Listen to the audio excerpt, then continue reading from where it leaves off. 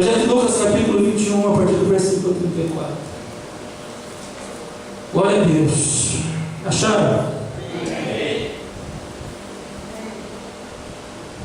Acautelai-vos por vós mesmos, para que nunca vos suceda que os vossos corações fiquem sobrecarregados com as consequências da orgia, da embriaguez e das preocupações deste mundo, para que aquele dia não venha sobre vós repentinamente como laços. Pois há de sobrevir a todos os que vivem sobre a face da terra. Vigiai, pois, a todo tempo, orando, para que possais escapar de todas essas coisas que têm sucedido e estar em pé na presença do Filho do Homem. Jesus ensinava todos os dias no templo, mas à noite, saindo, ia pousar no monte chamado das Oliveiras, e todo o povo madrugava para ir ter com ele no templo, a fim de ouvi-lo. Estava próxima a festa dos pães asmos, chamado Páscoa. Procuravam-se os principais sacerdotes e escribas em como tirar a vida a Jesus, porque temiam o povo. Ora, Satanás entrou em Judas, chamado Iscariotes, que era um dos 12. Este foi entender-se com os principais sacerdotes e os capitães de como os entregaria a Jesus. Então se alegraram e combinaram em dar dinheiro. Judas concordou e buscava uma boa ocasião de lhe entregar sem tudo. Amém? Senhor, nós queremos te agradecer por esse peso de glória, por esse momento de concentração, por esse momento de relembrar princípios outrora ensinados com a vida, aqueles que por alguma maneira pagaram o preço. Muito obrigado, Senhor. Muito obrigado pela bênção de podermos entender um pouquinho dos seus mistérios para os povos, um pouquinho, Senhor, desse mistério para as gerações vindouras, deixarmos para os nossos filhos e netos, Senhor, um patrimônio de intercessão, de teologia, Senhor, de algo que está acontecendo no mundo, discernindo os tempos do avivamento, Pai. É isso que te pedimos em nome de Jesus. Amém. Cadê a Betânia? Glória a Deus. Amém, amados? Nós entendemos, amados, nós somos discípulos de Jesus, e muitas coisas que foram canonizadas aqui na palavra servem de referencial para os discípulos de Jesus. Nem todos são discípulos, nem todos têm essa visão discipulada, nem todos conseguem acompanhar esse ritmo dos discípulos de Jesus. Então Jesus aqui estava com seus 12, e bendito Monte das Oliveiras. Pagar 12 hospedagens era caro na época, uma boa pousada na época ficava caro. Então eles iam para o Monte das Oliveiras dormir na rede, dormir no chão. Ali eles riam, ali eles choravam, ali eles comiam as suas refeições com sigileza e alegria de coração. O povo ficava esperando, porque pela manhã Jesus ia para o pátio do templo para poder dar continuidade à sua voz profética. Às vezes é caro mesmo, uma pousada barata de R$80, aqui em Guarulhos o hotel mais barato é R$120 uma diária. A gente que anda aí pelo mundo precisando dormir, e às vezes um lugar simples para dormir não tem despesa, e os discípulos viviam isso, não tinha luxo. A vida simples é uma vida não corrida, uma vida não complicada, que nos dá a flexibilidade para entender o reino de Deus. Às vezes o luxo, às vezes as coisas boas da vida atrapalham a nossa audição. Então é uma grande lição aqui. Jesus está nos últimos dias da sua missão, está com seus 12, com seus homens de confiança. Em João, você vê essa narrativa no capítulo 13, a partir do verso 27, com mais intimidade, que Jesus anuncia o seu traidor. João, que era o discípulo a quem ele amava, encosta o peito, o seu ombro, sua cabeça no ombro, no peito de Jesus. E Pedro dá um sinal para ele dizer quem vai trair, quem vai trair o mestre. Então a gente vê essa situação de muita intimidade dentro da narrativa de cada evangelista. Mas há uma preocupação aqui de Jesus com os 12. Há uma preocupação de Jesus aqui com esses caras que ele treinou por 3 anos. E agora seria o teste desses caras aqui. E é isso que eu quero falar com você que pode acontecer essa semana. A Bíblia diz aqui que Satanás entrou em Judas. Então pode acontecer situações que Satanás vem entrar. Quando nós falamos a mídia, a televisão, o cinema, traz aquela ideia de possessão maligna, um demônio, né? Uma coisa feia, onde salta os olhos, onde a pessoa anda para trás, vira a cabeça, como nos filmes de exorcismo que nós vemos. Mas quando a Bíblia diz demônio, a Bíblia está falando de consciência. Essa ideia de consciência ante Deus, essa ideia de conscientizar as pessoas viverem antagonicamente aquilo que Deus planejou contra o reino de Deus. Essa é a ideia de entrou um espírito maligno, entrou um demônio, entrou uma situação. Essa é a ideia aqui. Por isso que ele vai dizer aqui: acautelai-vos, fiquem atentos, para que nunca vos suceda que os vossos corações fiquem sobrecarregados com consequências de orgia, da embriaguez, das preocupações deste mundo. Então Jesus começa a dizer isso para os seus discípulos. Os discípulos estão vivendo aqui, gente, uma intensa vida espiritual. Eles estavam aqui em tempo integral. Nós entendemos que as pessoas que vivem, que trabalham secularmente, passam o dia ouvindo, vendo ou envolvidos com situações onde o reino de Deus não está. É difícil às vezes não se misturar, não se conter, é difícil. E Jesus vai colocar justamente isso aqui para os seus discípulos. Jesus vai colocar justamente isso aqui para os seus discípulos. Olha, acautelai-vos por vós mesmos, para que não vos suceda que os vossos corações ficam sobrecarregados com as consequências da orgia, da embriaguez e das preocupações deste mundo. Mas os discípulos não estavam inseridos nesse contexto. Se você olhar ou estudar os evangelhos, você vai perceber que eles tinham uma vida santa. Eles estavam 3 anos vivendo integralmente na obra evangelística, vendo demônios sendo expulsos, curas, milagres. Eles não tinham aqui uma vida secular, que tinham que dividir o dia com a vida secular, ouvindo, vendo, influenciado por circunstâncias, situações onde Deus não governa, onde Jesus não é o Senhor. E às vezes acontece isso com você. Você tem até uma consciência de santidade, você tem até uma consciência de que aquilo é errado, aquele seu amigo na escola está se prostituindo, está dando o seu corpo, vivendo em orgia. O que é orgia? É se alegrar com vinho que não contenta. E é muito perigoso quando uma pessoa que vive conosco, que come da nossa mesa, que come nossa comida, que durante a noite no culto ele tem essa parte de santidade, mas lá fora, quando ele está vivendo circunstâncias mundanas, ele é igual. Ele curte as músicas que o mundo curte. Ele concorda, aí ele vem para o meio da igreja, naquele momento ele se santifica. Isso é muito perigoso. Não é no contexto dos discípulos. Os discípulos, eu parei aqui. Eu falei, mas por que está dizendo isso para os discípulos? Cautelai-vos. Cuidado, para que as orgias, embriaguez, preocupações desse mundo sobrecarreguem.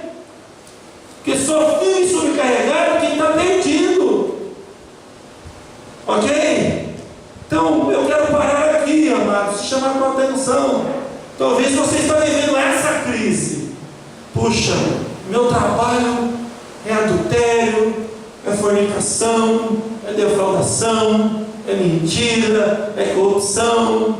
É o marido que trai a esposa que trai o marido, é o happy hour depois para se alegrar, é o cigarro, é a vida promíscua. Aí você vem para a igreja, chega na igreja, a sua consciência agora é de santidade, porque é a base da missão integral da igreja. O homem é fruto do meio. O homem homem vai viver conforme a sua circunstância. A circunstância que ele vive, se ele vive numa circunstância malignizada, se ele vive numa circunstância onde Deus não governa, porque é de Deus onde Deus governa, ele vai ser influenciado. E os discípulos de Jesus já falaram isso para os discípulos, no fim, na reta final: acautelai-vos, cuidado, para que vocês não fiquem sobrecarregados por causa do mundanismo. Porque o peso que tem que vir sobre a minha vida, sobre a sua vida, é peso de glória, é peso porque você venceu o pecado, é peso porque você se santificou, é peso porque você não misturou o seu sangue, é peso porque você não bebeu, é peso porque você não se drogou, é peso porque você não fumou, é peso porque você não mentiu, é peso porque o peso da glória, é um peso sobrecarregado por causa do pecado. Você já passou dessa fase? Não passou? Eu não posso estar sobrecarregado ou numa crise que eu já passei. Eu sou salvo, eu tenho a vida eterna. O passado, amém, não me interessa mais.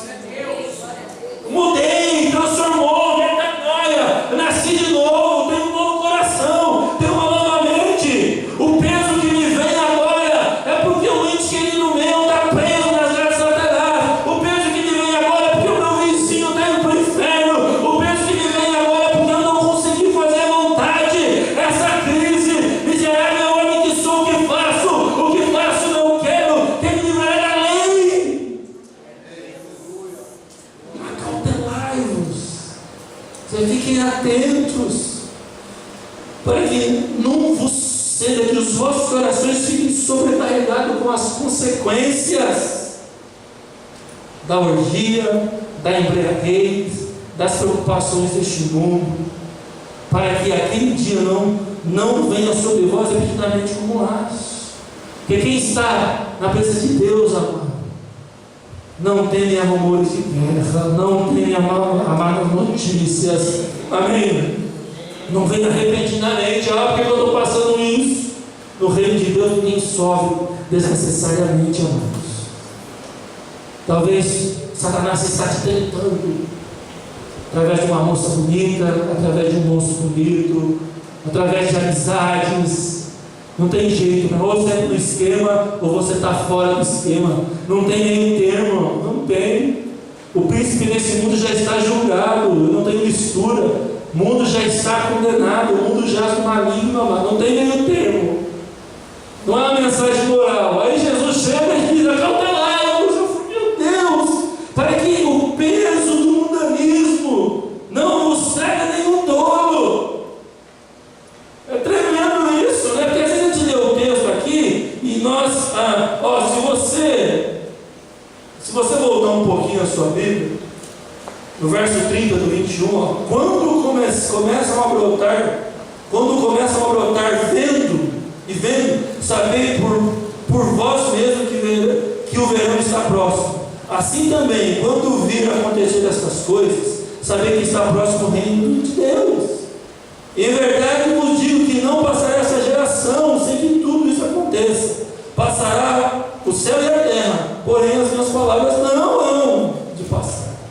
Aí ele diz: acautelai-vos. Você cautela, vigiem. É tremendo isso, amém? E quando eu meditava nesse texto, eu ficava assim, indagando nisso, que é a guerra. Eu vivi a minha vida inteira na igreja. Teve uma época da minha vida que Deus me levou para a repartição pública. Fiquei quase 3 anos envolvido com o trabalho secular, e eu entendia, puxa, como um presbítero chega, como um diácono chega, como alguém que é sincero com Deus, porque nem todos são sinceros com Deus, como aquele que quer pagar o preço, ele chega na igreja. Eu levanto ouvindo música de Deus, puxa, tudo que eu faço é colocando Deus ali na Bíblia. Mas esse presbítero, essa irmã, esse irmão que está inserido no contexto, ouvindo, vendo, tendo que tomar decisões que às vezes vai levá-lo a um conflito pessoal, depois vai para uma escola, vai para uma faculdade onde a prostituição, a lascívia, a sensualidade, o que mais? A filosofia errada, não é o criacionismo que é pregado, mas sim o filosofias, e aí você está lá. Eu fiquei, meu Deus, mas Jesus disse, acautelai-vos. Amém? Deus está vendo o que você está passando. Amém? E tem que ser que nem José, mas tem que correr, tem que sair fora. É assim, tem que ser. Não pode ser como Davi, fica olhando. É um recado de Deus. Salmo 1:1. Bem-aventurado o homem que não se assenta na roda dos escarnecedores. Você não se detém no caminho pecador. Se detém no caminho pecador, é dando ibope, é vendo. Vai cair. Vai para debaixo do dedão. O que mais aí? Vai ver se a passeata teve 500 mil pessoas. O que mais? Sou eu que sou pecador aqui? Não pode dar ibope. Olhou, viu, foge, sai fora, muda. Não quero isso na minha vida, é assim. Acautelai-vos, Jesus disse, acautelai-vos. Porque a nossa tendência é maligna. O pecado nos assedia. O pecado tem cheiro bom. Satanás se disfarça diante de luz para enganar os escolhidos e os eleitos. Então cuidado com o meio, cuidado com os seus amigos. Essa semana você tem que estar atento a cautelai-vos, com as conversas furadas. Cuidado com a cultura inútil, as situações que são a cultura inútil, não traz utilidade nenhuma, não traz crescimento. Acautelai-vos das orgias. Acabou aqui, vamos lá para o bar, vamos lá. Você é crente, toma um Guaraná, não vai, não, né? Dá uma desculpa, ó. Quando você viu que a conversa sentou, que menino bonito, a conversa apimentou nas redes sociais, sai fora. É uma ordem de Jesus. Acautelai-vos, fugir da aparência do mal. Bem-aventurado o homem que não se detém no caminho dos pecadores. Ele não para. Não é? O Paulo vai dizer aos Coríntios, senão nós tínhamos que sair do mundo. Mas quando você sabe que aquela mesa é contaminada e você está junto, você é cúmplice. Então tem que sair fora. Assim que o cristão sensato faz. Ele é boa praça, né? Ele, oi, tudo bem, como vai? Beleza, tchau, ó. Faça que nem Jesus, ó, sai do meio deles. Jesus saía pela tangente, não é? Nossa, saída estratégica pela direita.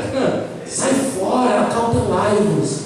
Tocou lá no rádio uma música lá, essas músicas de cultura inútil. Muda,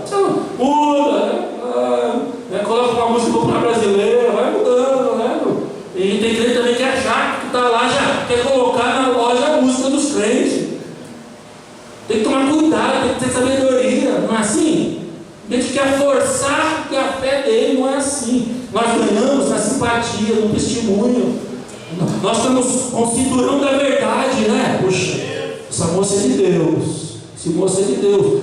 O brilho dele, o brilho dela, não são o nazireu, não é a barba, não é o cabelo grande.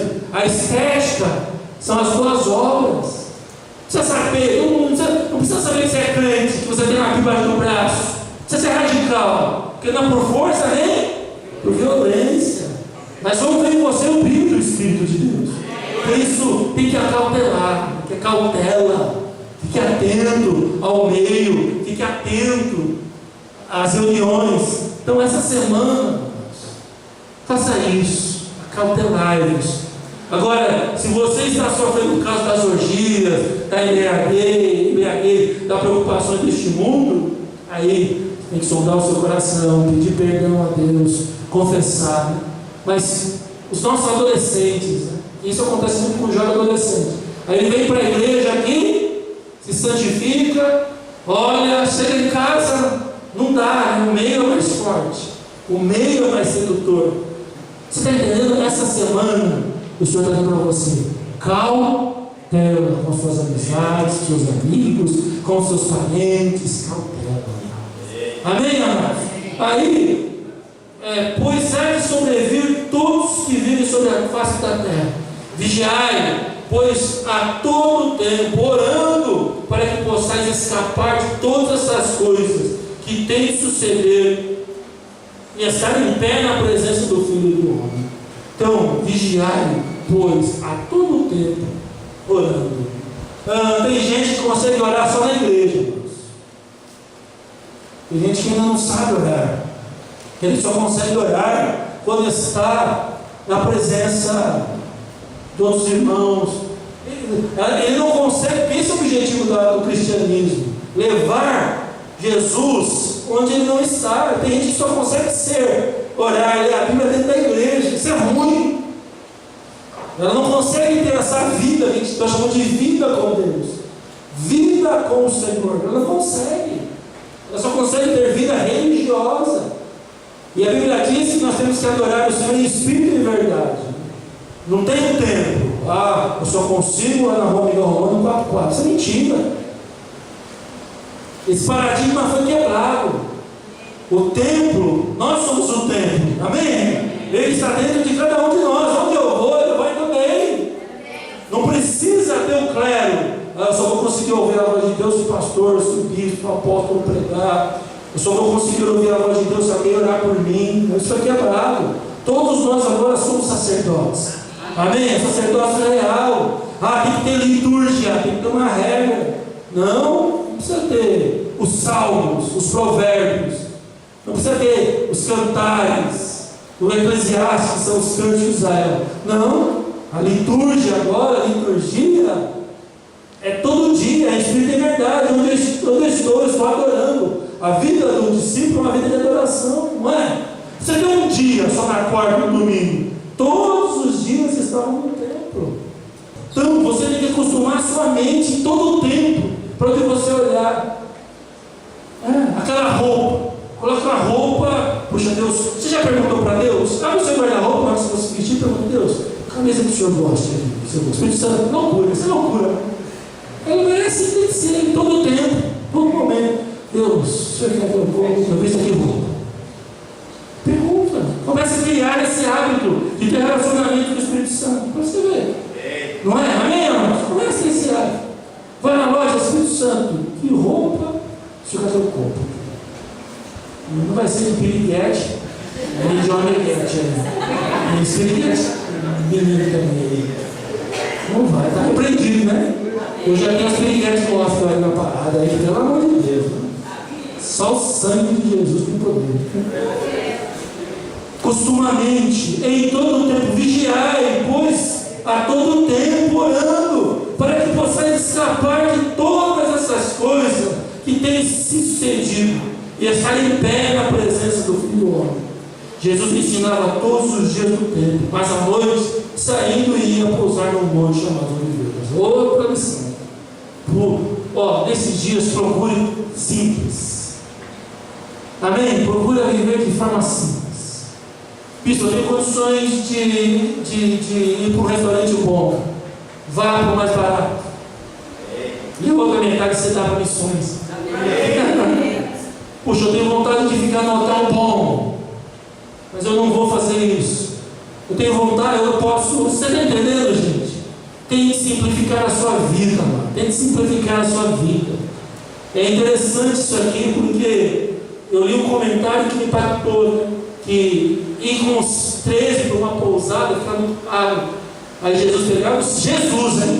Filho de Deus, ia para o Monte das Oliveiras. Bendito Monte das Oliveiras. Ali ele brincava, ele ria, ele tinha uma vida simples com os seus discípulos. E de madrugada o povo se ajuntava porque ele ia para parte do templo. Então o que eu entendi com Deus falando aqui? Simplifique a sua vida em nome de Jesus.